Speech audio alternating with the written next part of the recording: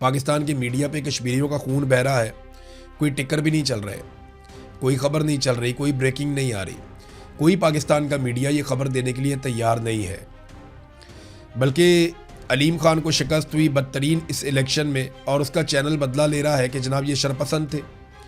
जत्थे कहकर मुखातिब किया जा रहा है, मुसल्ला जत्थे कहा जा रहा है, शरपसंद कहा जा रहा है कि इन्होंने 2 पुलिस वालों को ज़ख्मी कर दिया। ये 20 लाशें नज़र नहीं आती, बहुत सारे ज़ख्मी दर्जनों अस्पतालों में पड़े हुए वो नज़र नहीं आते।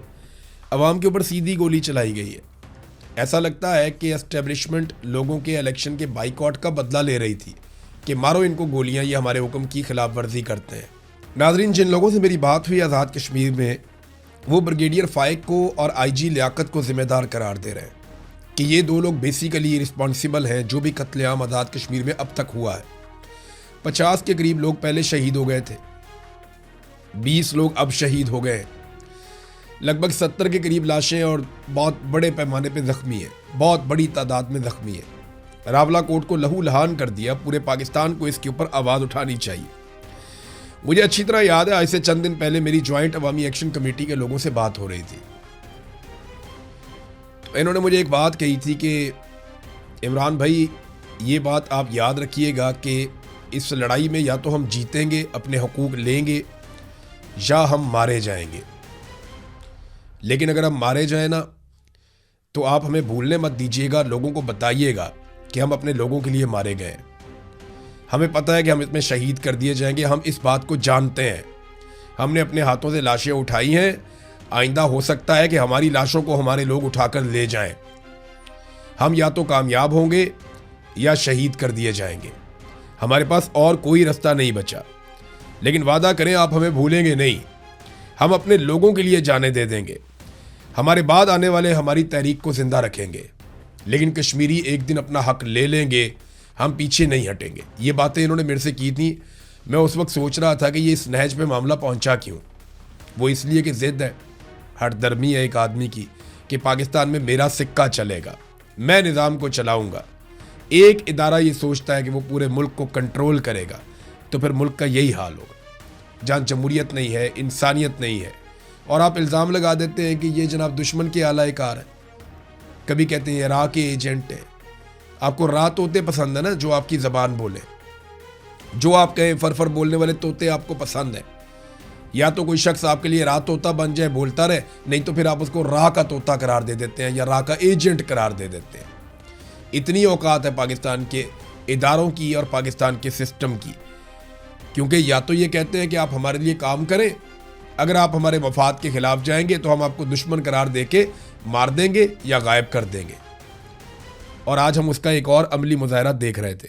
सेनेटर मुश्ताक ने ऐलान किया है कि वो रावला कोर्ट के लिए निकलेंगे सुबह 10 बजे इस्लामाबाद से, तो लोगों को उनके साथ जाना चाहिए। अब होना ये चाहिए कि अवाम को एहतजाजी रैलियां निकालनी चाहिए, आवाज़ बुलंद करनी चाहिए।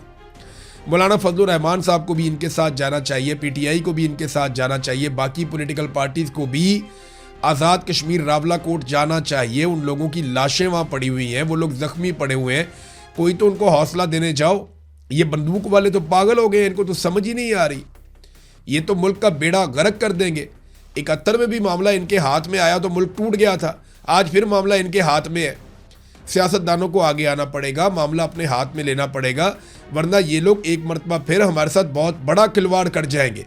बंदूक वालों का दिमाग काम नहीं कर रहा, तो जो सियासतदान है, सिविलियंस हैं, वो आगे बढ़े और जाकर जख्मों पे मरहम रखें। ये नमकपाशी का वक्त नहीं है। अवाम को एहतजाजी रैलियां करनी चाहिए, ताजरों को खड़ा होना चाहिए, ट्रांसपोर्टर्स को खड़ा होना चाहिए, वकला को इस मामले में एहतजाज करना चाहिए अपनी अपनी अदालतों में, तालिब इल्मों को बाहर निकल के आवाज़ बुलंद करनी चाहिए। ओवरसीज़ पाकिस्तानी, बल्कि मेरा उनसे रब्ता हुआ, वो बहुत बड़े पैमाने पर एहतजाज प्लान कर रहे हैं। जैसे माजी में उन्होंने एहतजाज किया, वो उससे भी बड़ा एहतजाज करने जा रहे हैं।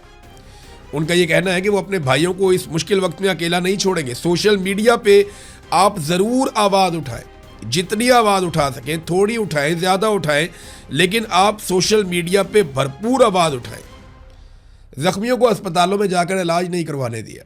वो जो ज़ख्मी लोग अस्पतालों में जाते थे, अस्पतालों के ऊपर भी कब्जा किया हुआ था कि लाजमी बात है इनको गोलियां लगेंगी, ज़ख्मी होंगे, ये अस्पतालों में आएंगे।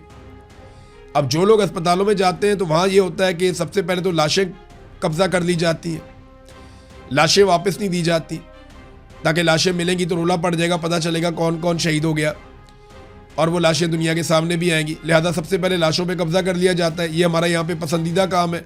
कत्लेआम के बाद वो पुरानी वाली लाशें मांग रहे हैं कि जी वो भी हमारे हवाले की जाए, उनके मुतालबात में से एक मुतालबा है। दूसरा, जो जख्मी जाते हैं, जख्मियों को और उनके साथ आने वालों को गिरफ्तार कर दिया जाता है और उन्हें बाद औक़ात मुंतकिल कर दिया जाता है दूसरे शहरों में। ये बड़ी अनफॉर्चुनेट सिचुएशन है कि अस्पतालों के ऊपर भी कब्जा कर दिया गया कि लाशें गायब कर देंगे। रावला कोर्ट में बर्बरियत पे कोई खबर नहीं चलाई मीडिया ने। ये इंतहाई अफसोसनाक चीज़ है। मरियम नवाज ने सेलिब्रेशन शो कर दी। आज़ाद कश्मीर के इलेक्शन को जनाब हमने जीत लिया, आतिशबाजी लगा दी, सेलिब्रेशन लगा दी, अपनी खुशियां मना ली मरियम नवाज ने। इस औरत को बिल्कुल एहसास नहीं है कि पाकिस्तानियों के दिल पे क्या गुजर रही होती है। जिस दिन अरशद शरीफ को शहीद किया गया उस दिन ये केक काट रही थी। बाद में उनकी लाश जो है उसकी तस्वीर लगा के एक झूठा प्रोपेगेंडा कर दिया कि अरशद शरीफ ने नवाज शरीफ की बीवी की मौत का मजाक उड़ाया था या बीमारी का मजाक उड़ाया था। और बाद में झूठी साबित हुई ये औरत कि कभी भी अरशद शरीफ ने मजाक नहीं उड़ाया, बल्कि मैं हूं या अरशद शरीफ है या साबिर शाकिर है या बाकी जर्नलिस्ट हैं। हम हमेशा दुआ करते रहे हर बीमार के लिए। जब कभी पता चला नवाज शरीफ बीमार है, हमने कहा जी अल्लाह ताला उन्हें सेहत अता फरमाए। लेकिन जो इनके पॉलिटिकल स्टेटमेंट्स हैं या इनके झूठ हैं उनको हम बेनकाब करते रहे। इस औरत ने वहां पे भी झूठ बोला। झूठ इनकी घुट्टी में पड़ा हुआ है, इनके घर से इनको तोहफे में झूठ मिलता है। हर वो मौका जिसमें पाकिस्तानी दुखी होते हैं, तकलीफ में होते हैं, दर्द में होते हैं, ये उस मौके पर केक काटते हैं, सेलिब्रेशन करते हैं, आतिशबाजी करते हैं। एक मरतबा फिर इस औरत ने, जब रावला कोर्ट में लाशें पड़ी हुई थी, खून बह रहा था, लहू लहान था कश्मीर, उस वक्त कश्मीर के अंदर फतह के झंडे गाड़ के आतिशबाजी की फुटेज लगाई है। इनकी खुशियां अलग, इनके गम अलग। पाकिस्तानियों की खुशियां अलग, पाकिस्तानियों के गम अलग। इनका पाकिस्तान से या पाकिस्तानियों से कोई ताल्लुक दिखाई नहीं देता।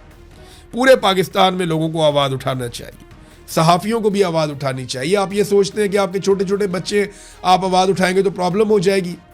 ये जो लोग शहीद हुए इनके भी छोटे छोटे बच्चे हैं। मैं कहता था ना कि बारी बारी सबकी बारी। आज मेरे कश्मीरी भाइयों की बारी है। मैं आपको लिख कर देता हूँ, कल आपकी भी बारी आएगी। ये पंजाब के एक एक शहर में घुसेंगे और एक एक जगह पे तबाही फेरेंगे। वो DW न्यूज़ ने जो डॉक्यूमेंट्री छापी है ना, उसके इंटरव्यू सिर्फ आप निकाल के सुने और पढ़ें, आपके रोंगटे खड़े हो जाएंगे कि किस तरीके से पाकिस्तान के पूरे निज़ाम पे पाकिस्तान की मिलिट्री एस्टेब्लिशमेंट ने कंट्रोल कर लिया है। मुझे जो उसका मेन मुद्दा है उससे मुझे इख्तलाफ है कि पाकिस्तान का जो एटमी प्रोग्राम है वो बहुत ख़तरे में है।